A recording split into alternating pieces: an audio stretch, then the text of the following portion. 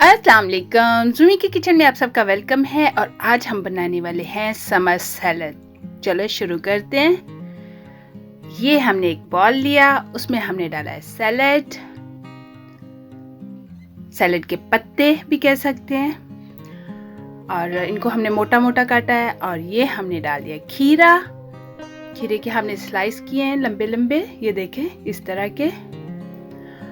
और अब हम इसमें डालेंगे शिमला मिर्च, ये देखिए रेड कलर की मैंने डाली है और बहुत कलरफुल लुक आ रही है। और ये हैं चेरी टमेटो, उनको हमने काट लिया है और डाल दिया है। और ये है प्याज, प्याज को पहले मैंने थोड़ा सा नमक लगा के रख दिया था, फिर उसको अच्छी तरह धो लिया है। धोने से उसकी वो कड़वाहट भी हल्की सी ख़त्म हो गई है और फिर मैंने डाल दिया। अब हम आराम से खा सकते हैं, कोई मसला नहीं है, कोई स्मेल नहीं आएगी मुंह से।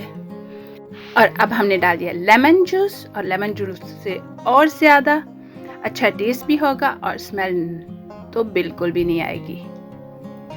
और ये देखिए हमने लेमन जूस डाल दिया। और अब ये हम उसकी ड्रेसिंग बना रहे हैं। ऑलिव ऑयल लिया है मैंने और उसमें ये सैलेड की ड्रेसिंग है वो मैंने डाली है।